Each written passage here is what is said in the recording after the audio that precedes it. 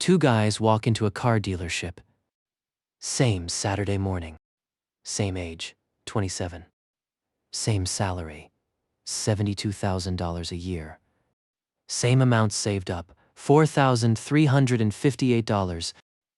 They are, for all purposes, identical. This is not a story about what car they drive off the lot. This is a story about what happens after. Because over the next 8 years, one of these guys is going to end up $98,000 richer than the other. And here's what will mess with your head. One of them is going to burn over $41,000 across the next 8 years. The other is going to turn that exact same money into $98,000. And the gap between them starts with one question they asked themselves before signing. Let's run the simulation. Jordan sees the car. He loves it. The salesman runs the numbers. $4,358 down, his whole savings. Finance the rest. Monthly payment, $776. The salesman smiles. Very manageable for your income, man. Jordan signs. $776 every month for 5 years. The bank just locked in $7,336 in pure interest before Jordan even drove home. But there is something else happening that Jordan doesn't see yet. Fletcher walks into the same dealership that morning. He looks around for about 10 minutes. Then he leaves. Not because he can't afford it, because he ran the math the night before. He drives across town to a private seller, parks in front of a clean, silver 2020 Toyota Corolla, 62,000 miles. Clean title. He pays $4,358 down, the exact same amount as Jordan. Finances $9,000 at his credit union.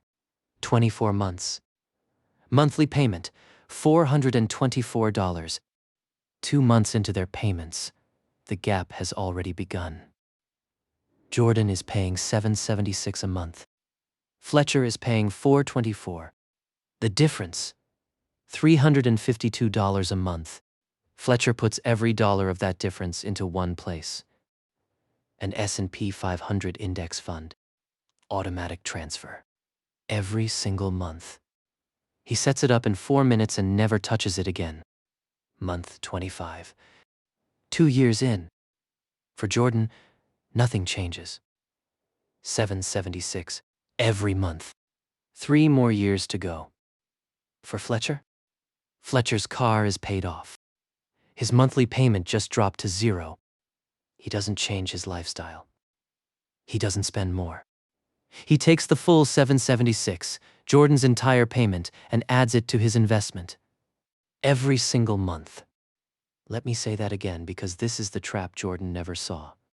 Fletcher is now investing the same amount Jordan pays for his car. Jordan's monthly payment is building the bank's profit.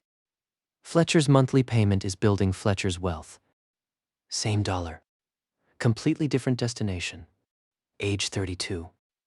5 years after that Saturday morning. Jordan walks back into the dealership. His loan is paid off. But his car has lost nearly 60% of its value. He paid $43,000 for it. Today, it is worth $18,200. The salesman offers him a trade-in on the new model. $820 a month. 60 months. Jordan thinks about it. He has been making $776 for 5 years. What is $820? He signs. Again. The dealership has a name for people like Jordan. They call them repeat customers. They love repeat customers. Fletcher at 32. Fletcher has $64,900 in assets. Jordan has $18,200 in a car that is losing value. The gap, $46,700. And Fletcher hasn't done anything extraordinary. He didn't pick stocks. He didn't start a business. He bought a used Toyota and set up an automatic bank transfer. Age 35. 8 years since that Saturday morning at the dealership. Jordan is on car number 2. Payments, $820 a month. Total interest paid to banks across both loans, over $22,000. Total wealth built, $0. His car is his only asset. Fletcher at 35, $98,000. From one decision. One Saturday morning, at 27. Jordan asked, "Can I afford $776 a month?"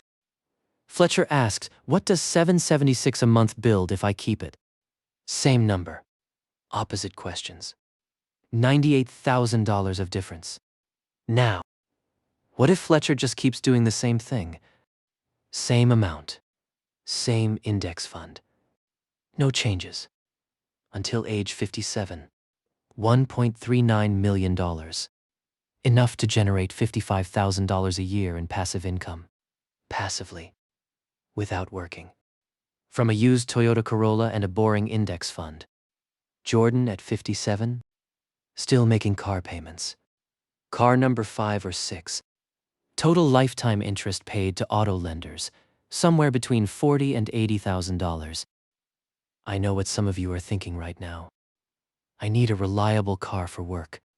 I can't drive a 12-year-old Corolla. That is a real argument, and I respect it. Here's what I'm actually saying.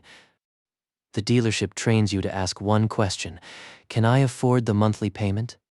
That question is designed to make you sign. The question that changes everything is this: what is the true cost of this vehicle over 5 years, and what does that exact same money build if I don't give it to the bank? Most people never ask the second question. The dealership is very carefully designed to make sure you don't. One question for you. Drop it in the comments right now. Are you a Jordan or a Fletcher? And if you are a Jordan, what is your car payment? No judgment. I want to run the real numbers for your specific situation in the comments. Next video. The average American is carrying $6,300 in credit card debt. I am going to show you exactly what that costs, not just in interest, but in the wealth it destroys. The number is going to be uncomfortable. Subscribe. You don't want to miss it.